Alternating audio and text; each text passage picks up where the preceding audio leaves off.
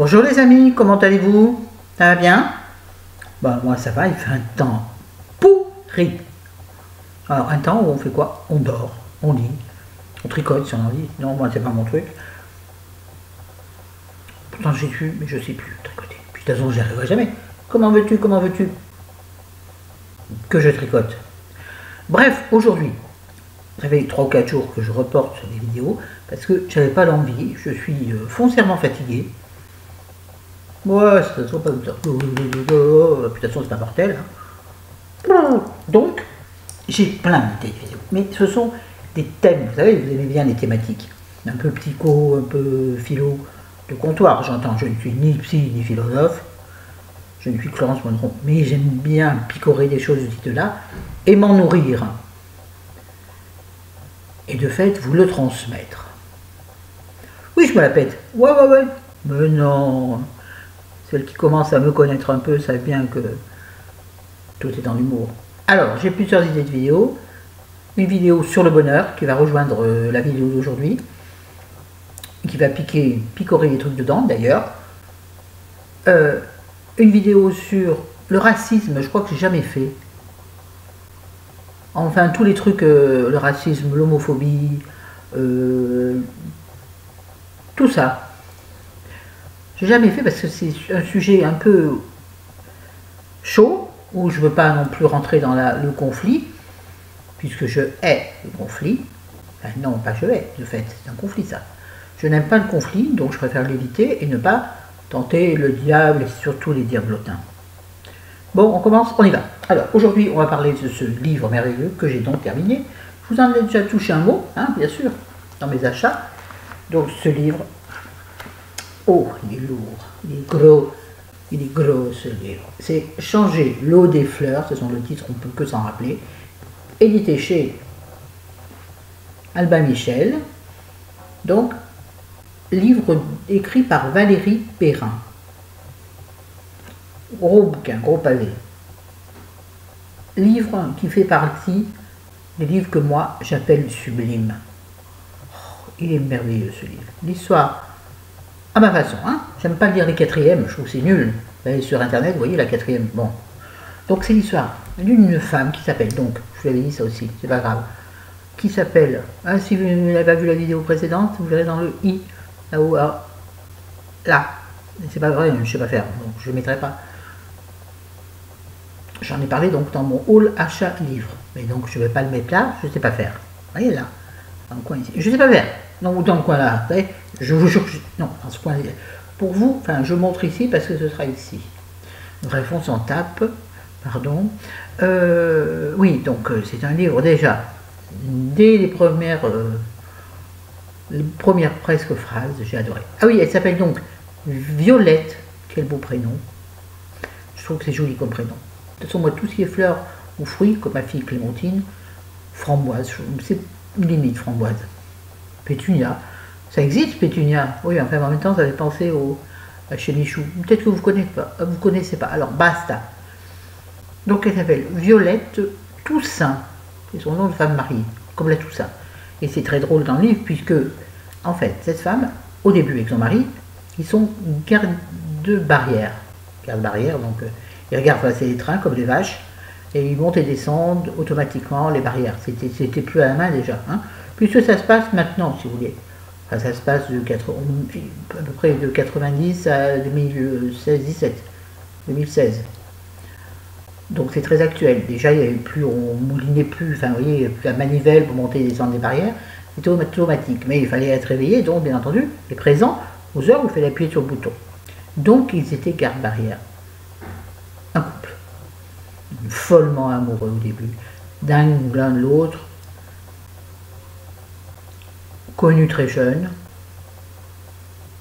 Et puis, l'amour s'émousse.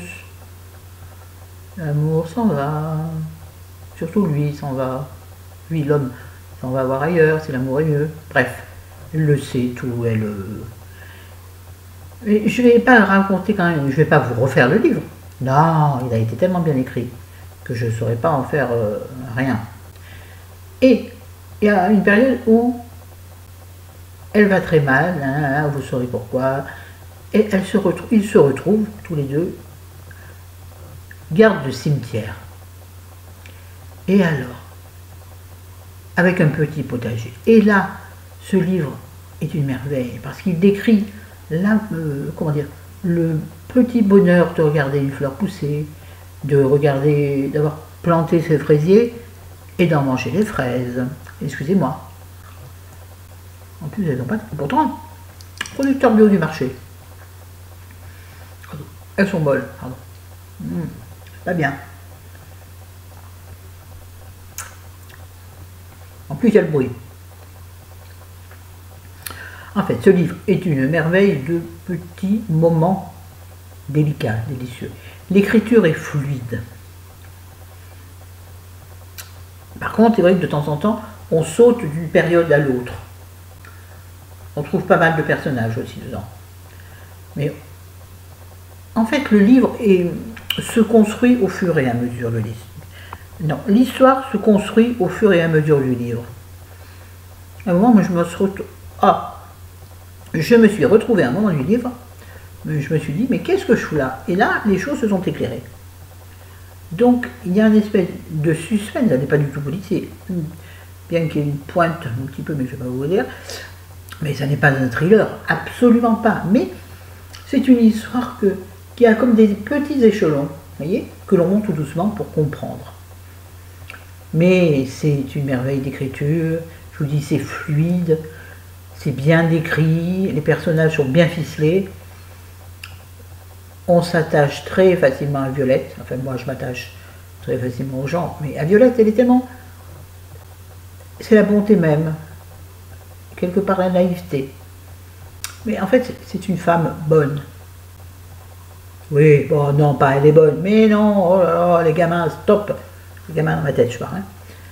C'est une femme, une belle personne, voilà c'est ça, c'est une belle personne.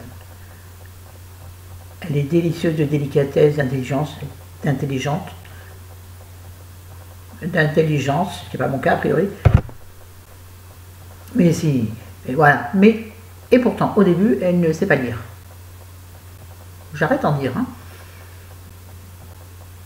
Et puis il va lui arriver un malheur que je ne souhaite à personne, et qui arrive malheureusement à beaucoup de gens. Bref, pour dire, c'est tellement délicieux que regardez tout ce que j'ai noté déjà. Et après j'ai arrêté, je ne peux plus. Je ne pouvais plus, j'avais plus assez de marqueurs. Et puis à chaque fois ça détache après au bout d'un moment, donc je ne sais plus où j'en suis. Mais hier j'avais coché, parce que n'ayant plus de post-it, j'avais coché une dernière phrase que je voulais vous lire. Écoutez-moi bien, posez tout, écoutez. Il y a tant de belles choses que tu ignores. La foi qui abat les montagnes, la source blanche dans ton âme. Pense-y quand tu t'endors, l'amour est plus fort que la mort. Dit comme ça fait peur. Hein. Vous voyez, c'est délicat, c'est comme ça, des petites... Voilà, pourquoi j'ai coché là? Ça, je ne peux pas vous le lire, sinon ça vous dévoilera l'histoire, ça je vous l'ai dit. Bon, je vous en avais déjà dit au début, lorsque je vous ai présenté le livre, que tu n'as pas pu me retenir. Ça, je vous le dis aussi. Bah, dis donc, ma Flo, t'as pris de l'avance. Ah, attendez, j'en trouve une autre petite phrase sympathique. Délicieuse, c'est un mot que j'aime bien, délicieuse. Oh, c'est délicieux. Oh, elle est délicieuse. Ça ne veut pas dire elle est belle, elle est sublime. Sublime, ah, si. Mais bon, elle est délicieuse, sans... Comment on dit?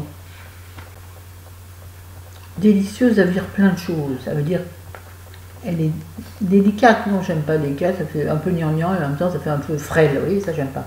Mais elle est délicieuse, une fraise délicieuse, un repas est délicieux, un ami peut être délicieux. Vous êtes d'accord avec moi? Un ami peut être délicieux, une soirée peut être délicieuse. La soirée que nous avons passée hier soir avec notre copain a été délicieuse, une soirée de folie. Mais j'ai ri à en mourir, à me faire pipi dans mon jean. Je vous le jure, c'est vrai. Bon, je ne l'aurais pas dit aux garçons.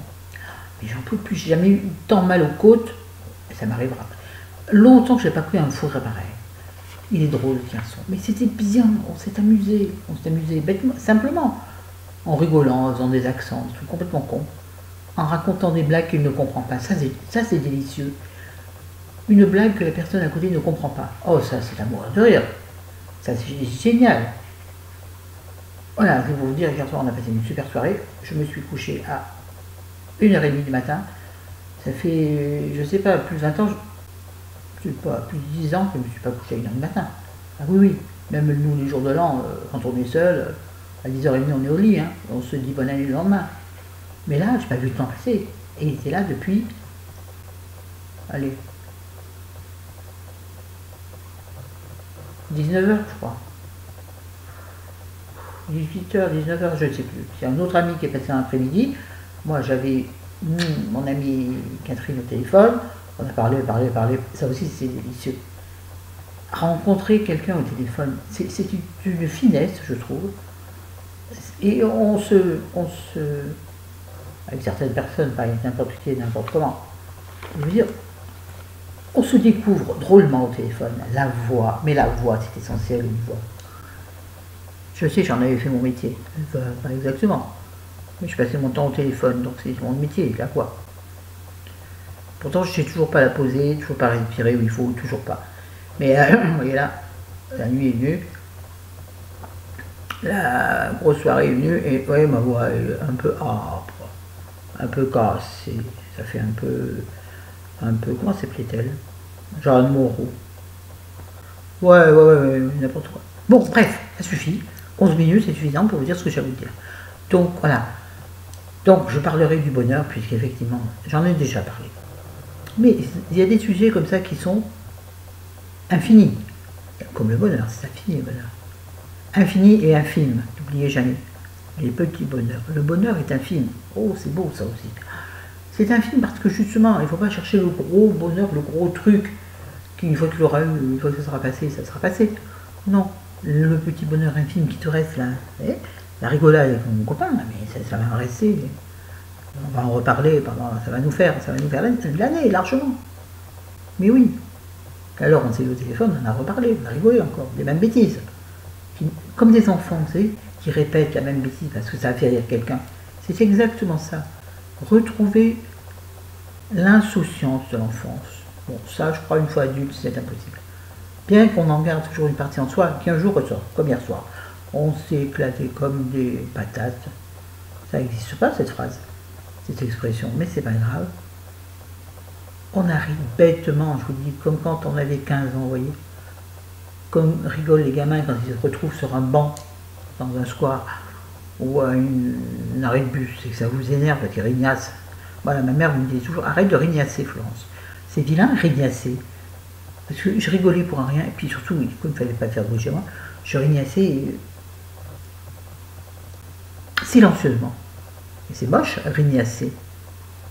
Alors que je ne faisais que rigoler. De sourire, je souriais en grand, en fait. Voilà. C'est beau, hein, ça. Oh là là, comment tu es forte, ma fille. Bon, bah écoutez, après tous ces compliments que je me suis fait à moi-même, je vous conseille donc changer l'eau des fleurs. Changer l'eau des fleurs. Je me dis, bon, le titre se comprend quand on sait ce qu'elle fait, mais vous savez, les titres, en général, on retrouve la phrase dans le livre. Et là, arrivé presque à la fin, je n'avais toujours pas la phrase. Et j'ai enfin eu ma phrase. Et quand je l'ai eue, j'avais, bon, c'est pareil, je me dis, ah, ça y est. C'est très con ce que j'ai dit. Bref, changez l'eau des fleurs. Mais même changer vos trous intérieurs, vous voyez, il y a un peu de ça dedans, je trouve. Il y a ce côté un peu philosophique qui vous dit, ma fille, tu es seule responsable de ta vie, change ton eau de temps en temps. Ça t'évitera de mourir flétri. Ce n'est pas les crèmes anti-rides qui feront grand chose.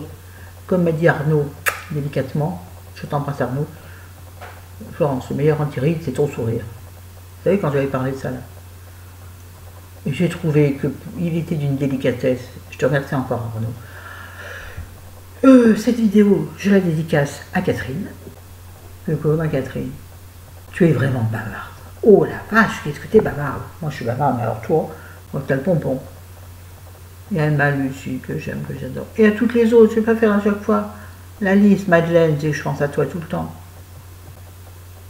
Voilà, c'est tout. J'arrête maintenant, j'en ai pour. Allez, je vous embrasse, je vous aime. Ah, c'est 4, hein? Je ne m'engage plus. Non, c'est chiant de s'engager et pas tenir. Après, je me sens coupable. Stop, Florence, arrête de parler. Salut les amis. Oh, Je choisirais cette miniature.